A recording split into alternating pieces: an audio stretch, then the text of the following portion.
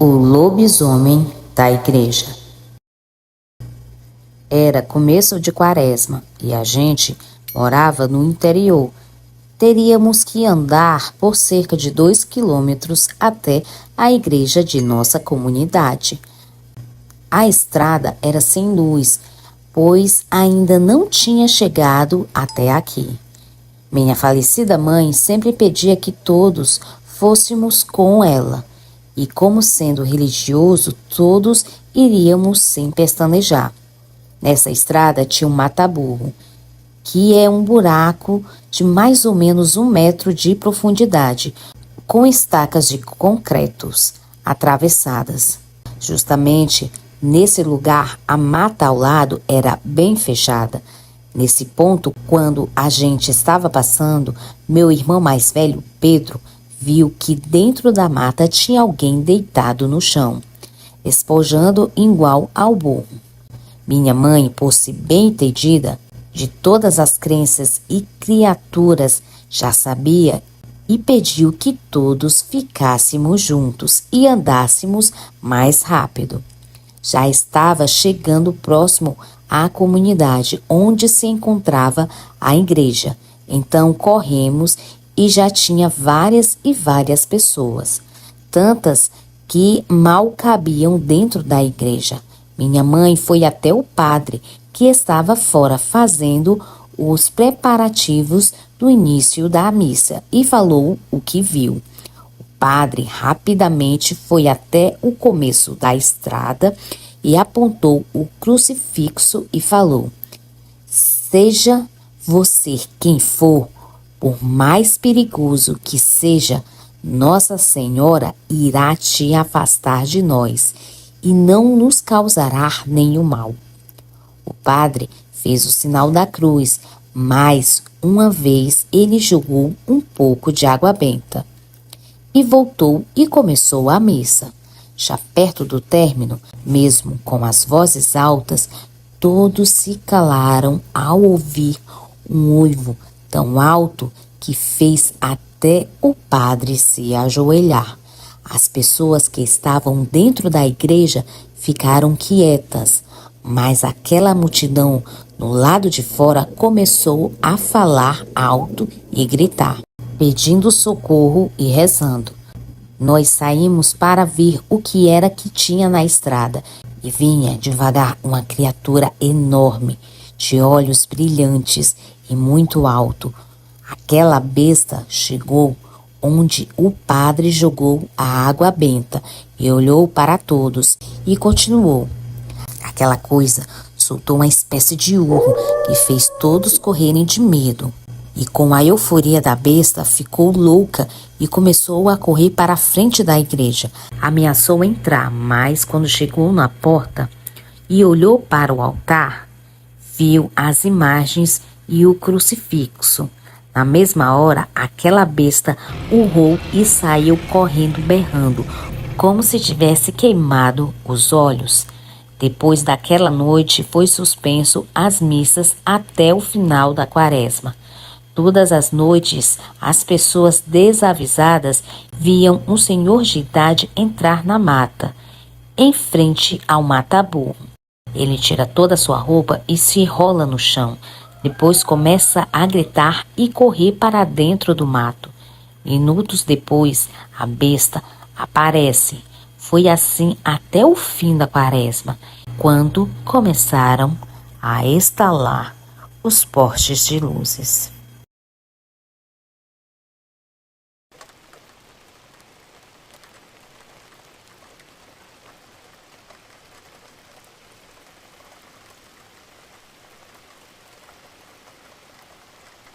Eu nunca vou esquecer os dias de terror que passei na casa dos meus avós. Quando eu era criança, foram dias em que vi e ouvi coisas que desafiavam a minha compreensão e que me faziam tremer de medo. Foram dias em que fui perseguida por uma presença maligna que invadia a casa à noite e que fazia um barulho infernal. Foram dias em que eu enfrentei o lobisomem. A história começou quando meu avô fez um patuá e colocou na horta para proteger as plantas de alguma praga. Ele era um homem sábio e religioso que conhecia os segredos da natureza e que sabia lidar com as forças ocultas. Ele tinha feito patuá com ervas, pedras e outros objetos que ele dizia que tinham poderes mágicos. Ele tinha feito patuá com fé e com cuidado. Ele tinha feito patuá porque ele tinha visto algo na horta, que ele não sabia o que era, mas que ele tinha certeza que era algo ruim. Ele tinha visto algo que se movia entre as plantas e que deixava um rastro de destruição. Ele também sentiu o cheiro de algo muito forte e que fazia um som estranho. Tinha também visto algo de olhos vermelhos e que olhava com ódio. Ele jura que tinha visto um lobisomem. Após o meu avô ter feito o patuá e colocado na horta, tudo correu tranquilo por 3 dias. Nada de estranho e sobrenatural aconteceu. Nem mesmo pesadelos. Apesar do medo que passamos nos 3 dias anteriores, quando vimos as marcas das garras e os dentes na horta, e o fato de eu e minha irmã ainda estar dormindo com a cabeça em volta do manto protetor de toda criança medrosa, a coberta, tudo estava na rotina normal. Nós brincávamos, estudávamos, comíamos e rezávamos, como sempre fazíamos. Nós éramos felizes e inocentes, até que na madrugada do 3º dia para o 4º, começaram aos poucos eventos estranhos e inexplicáveis que se resultaram em muitas noites de medo, grito e insônias. Foram noites em que a casa era invadida por um visitante indesejável que vinha nos assombrar e nos atormentar. Foram noites em que era atormentada por um barulho infernal que vinha dos passos, das unhas e dos dentes e da risada do lobisomem. A casa era grande, feita de tábua com 6 cômodos bem espaçosos. Indo na frente da casa para o fundo, se tinha no primeiro cômodo a sala, logo o corredor com os quartos dos meus avós. O meu e da minha irmã, que era de parede conjunta com dos meus avós. Contudo, apenas uma cama de casal, onde nós duas dormíamos juntas. E ainda no corredor, um pouco à frente do nosso, o quarto da minha tia, que tinha a porta quase de frente para o nosso. No fim do corredor, descendo apenas 2 degraus de escada, havia a cozinha, muito espaçosa. Era o cômodo maior da casa, onde o lado direito havia um quartinho pequeno, com uma pequena prateleira para se guardar as compras, e ao lado esquerdo o banheiro, quase que isolado da casa, bem no finalzinho da cozinha. Minha avó deixava a luz da cozinha acesa de noite, para que eu e minha irmã pudessem ir ao banheiro. Éramos pequenas e não alcançávamos os acendedores. Os primeiros eventos começaram com passos que vinham da sala. Passava pelo corredor e chegava à cozinha. Eram passos pesados e arrastados que faziam o chão de piso queimado estalar. Eram passos que mexiam nas coisas e no quarto dos alimentos. O barulho de coisas caindo no chão acordava a casa toda. Logo víamos o meu avô passar pelo corredor e ir para conferir se as portas estavam fechadas. Ele acreditava se algum animal que havia adentrado à procura de comida. Só que não havia explicação, uma vez que não havia nada fora do lugar e a casa estava bem fechada. Logo, o meu avô retornava para o quarto, enquanto na cama eu e minha irmã acompanhávamos tudo com os olhos e ouvindo atentamente a direção do corredor. Ouvimos ele fazendo umas orações estranhas e voltamos a dormir.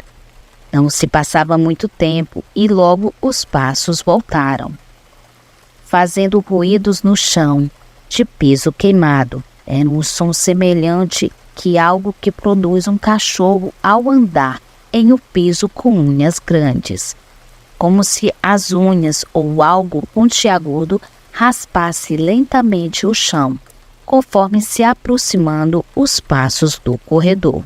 Fazia o mesmo trajeto que antes, da sala passando pelo corredor e indo em direção para a cozinha. Só que da segunda vez não fazia barulho, voltando pelo corredor e parava na porta do nosso quarto. Você deve estar pensando, como sabia que estava na porta do quarto? Simples, eu deduzia devido ao barulho dos passos, pausados por um tempo nesse trecho do corredor. Permanecia um silêncio por alguns minutos, logo como se saísse correndo. O barulho era mais alto e mais rápido, até a porta da sala se abrir e algo sair por ela afora, deixando os cachorros loucos a latir e perseguir algo por toda a extensão da horta, até não se poder ouvir mais o latido à distância, do mato adentro. No outro dia a porta estava aberta para trás, mas a casa intacta, nada fora do lugar, nada faltando. Isso ocorreu no terceiro dia da aparição na horta. Até o sexto dia, sem falhar um dia, e sempre a mesma coisa, e no mesmo horário. Começava à meia-noite, que era o horário que o galo cantava a primeira vez. O meu avô levantava quando as coisas caíam, e quando o galo cantava, a segunda vez, que deveria ser mais ou menos 3 horas da manhã, saía correndo pela porta da sala. No sétimo dia, as coisas começaram a piorar, porque nesse dia, no tempo em que o barulho parava na porta do quarto, dessa vez ficou só na porta, eu e minha irmã, que essas alturas dos acontecimentos diários já não dormíamos mais. Ouvíamos tudo. Depois de despertar com os barulhos, não dávamos um pio, nem se mexia na cama. Ficávamos imóveis e apavoradas. Foi nessa noite em que vi o lobisomem. Ele entrou no quarto devagar e silencioso.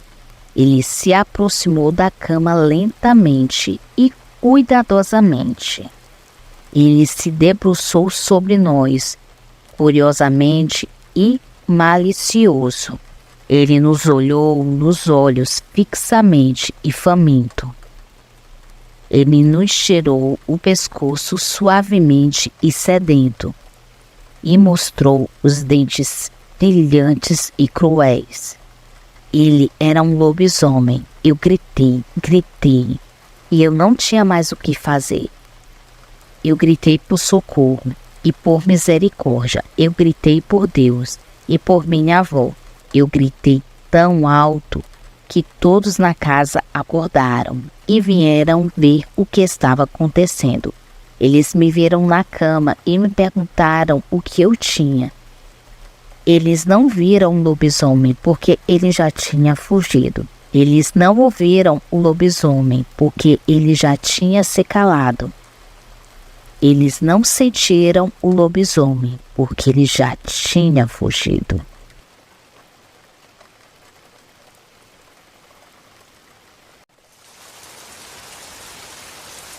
A noite em que o lobisomem assombrou nossa cidade. Boa noite, Cris e amigos. Hoje vou compartilhar com vocês a noite aterrorizante em que eu e minha mãe nos deparamos com um lobisomem. Morávamos no interior do Paraná, uma pacata cidade chamada Guarapuava. Nossa rotina era simples e tranquila.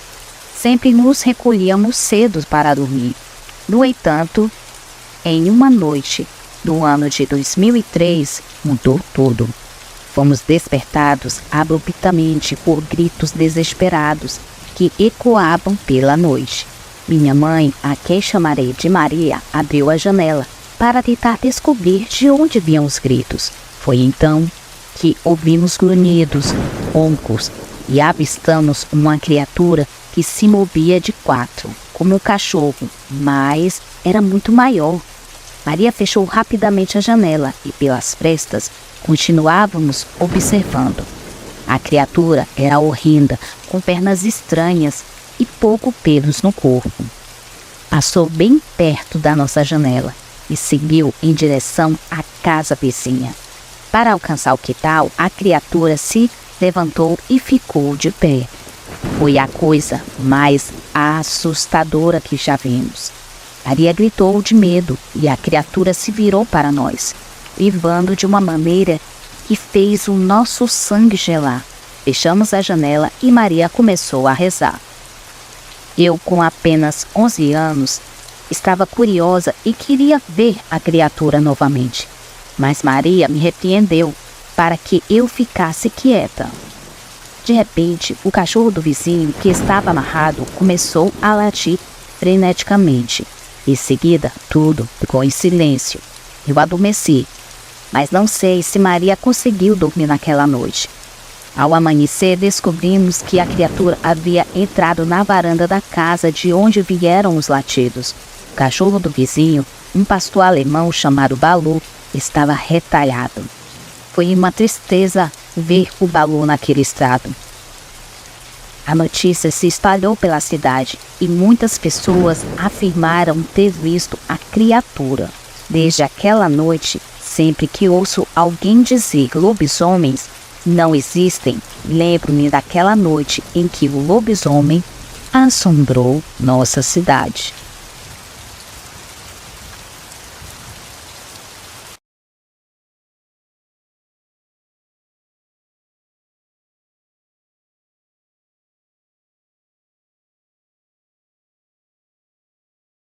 Deixa-me mergulhar no passado e trazer à vida a história arrepiante de sua tia, irmã de sua avó, contou. A história se passa em uma época distante, por volta de 1970, em uma pequena cidade rural do coração do Brasil. Sua tia, Dona Clara, uma mulher de coragem e fé, tinha acabado de dar à luz a sua filha mais nova, a pequena Isabela. Naquela época havia a superstição que pairava sobre a comunidade. Se uma criança não fosse batizada, o temido lobisomem viria buscá-la. Dona Clara ainda não tinha batizado Isabela. E em uma noite particularmente escura, ela se encontrava sozinha em casa com suas crianças. Seu marido José provavelmente estava na venda localizada a alguns quilômetros de distância. A casa deles, uma construção antiga e elevada, ficava sobre um porão, onde os cães dormiam. O piso de madeira da casa, desgastado pelo tempo, tinha algumas frestas.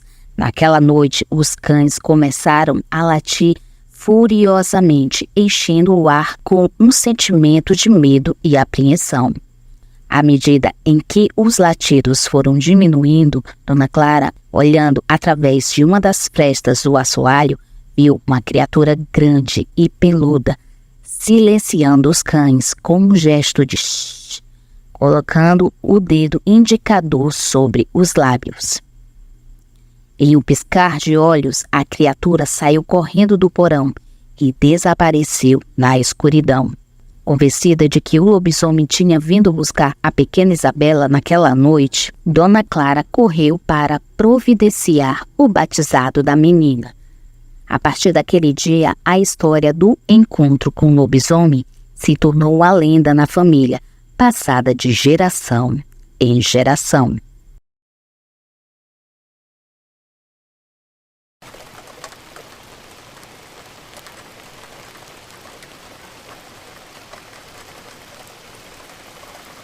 Permita-me recontar a história dos meus avós, os imigrantes italianos Giovanni e Maria, que se estivessem vivos, hoje teria em torno de 107 anos.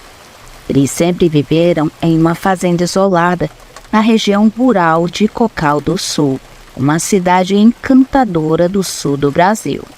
Giovanni, um homem robusto, de coração valente, tinha o costume de viajar para a cidade de bicicleta, percorrendo uma escada sinuosa de aproximadamente 3 quilômetros, cercado por uma floresta densa e misteriosa. Durante essas viagens, ele vivenciou encontros sobrenaturais que marcaram sua vida para sempre. Em várias ocasiões, quando retornava para casa, sob o mato da noite, sentia um peso estranho na garupa da bicicleta. Ao olhar para trás, seus olhos encontraram uma figura aterradora de um lobisomem agarrando a sua bicicleta. Sem perder tempo, Giovanni pedalava com todas as suas forças, sem ousar olhar para trás, até chegar em casa. Esses encontros com o lobisomem não se limitavam apenas às suas viagens. Mesmo em casa, quando Giovanni precisava usar o banheiro de madeira, um pequeno anexo construído fora da casa, ele podia ouvir uivos arrepiantes de lobisomem ecoando pela floresta. A cidade de Cocal do Sul também tinha suas próprias lendas. Havia uma danceteria chamada Gato Preto, famosa por abrir suas portas durante a quaresma. Em uma dessas quaresmas, o homem com patas de cavalo foi visto na danceteria. Depois desse incidente, a danceteria fechou suas portas para sempre. Se essas histórias são verdadeiras ou não, ninguém pode dizer com certeza, mas Giovanni e Maria acreditavam nelas, e essas crenças se tornou parte de sua história.